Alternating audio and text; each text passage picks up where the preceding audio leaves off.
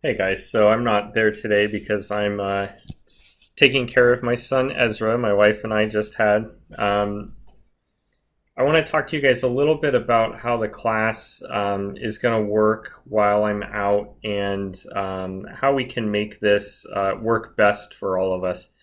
Um, for the most part, I'm going to be giving different assignments and different videos to um, advanced calculus and applied calculus. Um, right now, they're going to be the same, and I'll talk to you about why that is. Just really quickly, I want to go through just the links in case you have a new computer and you don't know how to get to my website again or whatever it is. Anyway, so the link to my website is right there. So you want to make sure you've got that and save it. You guys are going to be able to find all the video lectures that we do by clicking here on the main page. And I'm going to be splitting those video lectures between advanced calculus and applied calculus. So the whole title for the lower level class is Advanced Calculus and Analytic Geometry. Basically what that means is it's covering advanced techniques of integration, a couple more techniques of differentiation, and it's getting you started to think about mathematics in 3 dimensions and mathematics as they apply to the different families of graphs, surfaces, volumes, that kind of thing. So analytic geometry is the idea that basically we're going to bring in a lot of trig and a lot of geometry into what we do with calculus. Now the upper level class is called applied calculus, and basically what we do with that is we start looking at calculus as a much larger combination of interwoven ideas and techniques, and we bring that down into the application to different fields of study. For applied calculus, we're going to focus a lot on E&M. In case you were wondering, what we do as far as E&M is related to the AP Physics C E&M test on the periphery, but we're focusing on some really advanced mathematics that is only loosely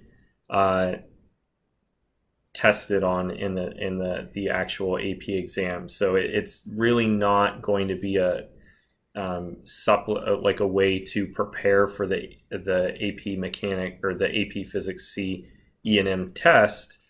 That being said, it will give you a lot of the basic ideas, and if that's something you're interested in, contact me and we'll talk more in detail about what we do that will help and what we do that's going to be just way beyond what is actually on the AP Physics test. That's not really the point of the class. In reality, what these two classes are going to do, advanced calculus and applied calculus, they're going to help prepare you for an entire calculus sequence in a university type setting. So the advanced calculus and applied calculus classes were modeled off of the Calc 1, 2, and 3 classes from the University of Florida and some of the advanced calc classes from MIT's OpenCourseWare. That's really the goal of the class, is to get you guys to a point where when you go to college and you start taking stuff beyond freshman calculus, that you're going to be prepared for it and really have a strong foundation to build on. I imagine that if your goal is not to just learn math, it might be, but you're probably interested in engineering or things that require that you know a lot of high-level math.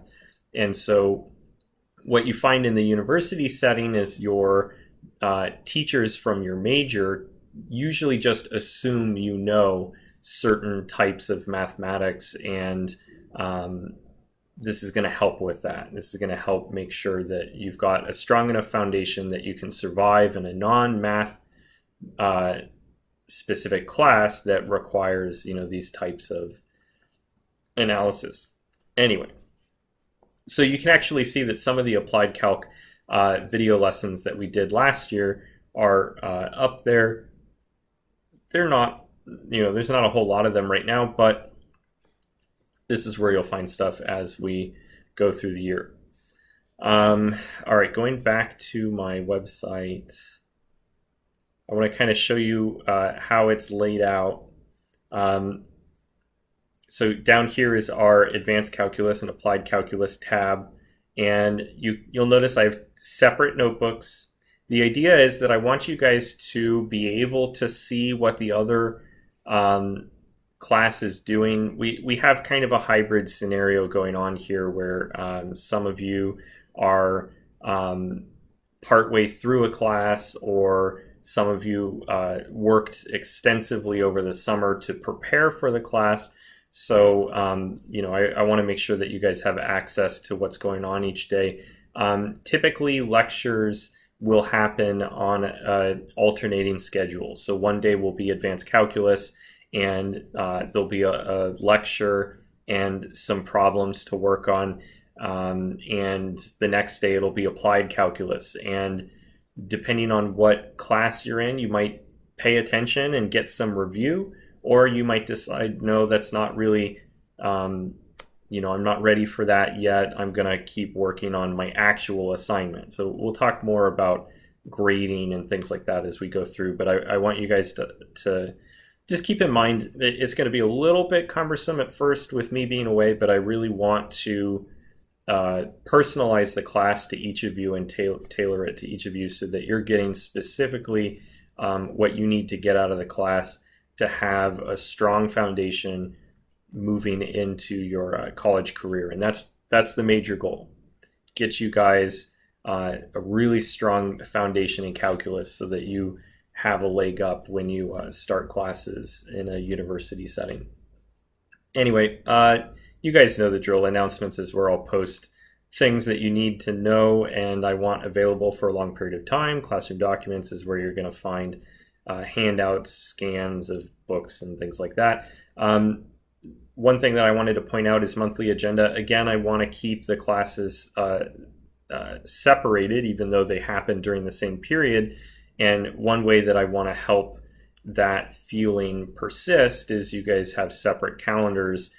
So on the top here is Advanced Calculus, and you're going to see assignments specific to Advanced Calculus going on. And down here, you're going to see Applied Calculus. You'll see assignments specific to Applied Calculus. The way it's going to work in the gradebook is if you have an assignment that is required for you, you're going to see that assignment in the gradebook. If you have an assignment that is optional for you and you didn't turn it in, you'll have an X in that spot that stands for exempt, and it means it's not counted against you. So again, as we go through it, I'll make sure all of that's really clear. Now, something that's really important for you guys to keep in mind is while I'm gone, it's going to be very important for you to communicate with me, email me, and I'll get back to you as soon as I possibly can, and just make sure that we keep the lines of communication open so that we're all on the same page. All right, moving along. So the next thing would be the OneNote. You guys have all used my OneNote before, so I'll kind of skip that. But there are, like you saw in my website, there are different links to different notebooks for applied and advanced calculus. Now, I haven't filled this out yet, but you'll have this by Wednesday. What we're going to start with is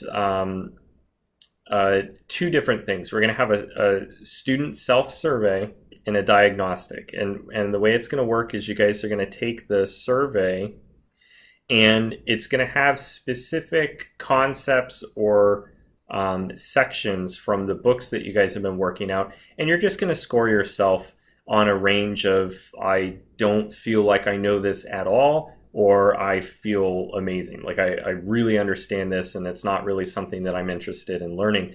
So the survey is going to serve two purposes. One, it's going to give me an idea of where you think you are. And two, it's going to give me an idea of what you want to learn, what you're interested in, so that we can really target the stuff you're interested in and not focus on stuff that you feel confident with already. Now, to back that up, you're going to take a diagnostic, which is going to be a set of problems. They might be problems you've seen before, or they might be problems from sections you've worked on before, or they might be stuff you've never seen before and you have no idea how to do. That's fine. What's going to happen is you're going to take the diagnostic and those results will be compared to your survey. So we might find, okay, you didn't think you were very good at trig substitution for integration, but I found out through the diagnostic that, yeah, you actually had a pretty good grasp of it, and we're not going to focus on it too much. Or the reverse could be true. You feel crazy confident, but you're making a lot of maybe conceptual mistakes or things like that, and I want to go back and focus on it. The main idea is to build a really strong foundation for you guys before we progress through the year and start really targeting some advanced application stuff. And we move in, we'll eventually move into a different book from the Stewart book, and we want to really be ready for it before we get in there, because it is meant for upper level undergrads, and in some colleges it's actually used as a graduate level textbook, and it's very dense. So the goal would be to get there, but we want to get there with a strong foundation so that we don't get overwhelmed. Okay, so my advice to you and what I'd like for you to do, when you're done watching this video, I'll have the diagnostics and everything. Here it's blank, but I'll have the diagnostics posted and the survey posted. I want you to take the survey. I want you to work on the diagnostic. I'm going to give you more time than just Wednesday to work on the diagnostic, so please don't rush through it. It's not time-based. I don't care how long it takes you. I just want to see what you're capable of. Now, the caveat to that is this. I would like for you, each of the questions I'm assigning you can be done without a calculator. For now, we will focus a lot on computer algebra systems in the class, but for now, in the diagnostic, I'd like for you to not use a calculator. It is perfectly okay for you to look up things from your book. If you like, I remember doing this, but there's something that I need to look up, that's totally fine. What I do not want you to do is look up specific problems to figure out how they're done. Don't Google them. Don't go to Wolfram Alpha or use computer algebraic system. Or if you've done the problem before and you've got it in your notebook somewhere, do it again. Do not reference the solution to the problem. Okay? I need you guys to show me what you know now, not maybe what you could have done 3 months ago, because it's also important, what have you forgotten? What do we need to brush up on? Okay? And again, that's going to be really important for us to focus on. If there's something that you're going to get wrong, you're not going to be marked down on it. You don't have to worry about grades. I need to know where you're at, and I need to know what we need to focus on, what your misconceptions might be, or what you're really strong at that we don't need to work at. So you guys finish that. While you're working on it, I'd really like for you guys to communicate with me, email me questions, and on that note, if you can, I would like for you to do this in OneNote and share your notebook with me so that I can give you feedback. If you can't do it with OneNote, then you're going to need to be emailing me pictures of your work. If you have a question about a problem, I need to see a picture of the problem you're doing, and so I can see the work you've done already, and then I'll send you back a response with annotations with helpful hints on that work, or trying to answer your question best. But please, the main point here is just make sure to email me if you have any questions and remain in contact, and we'll go from there. So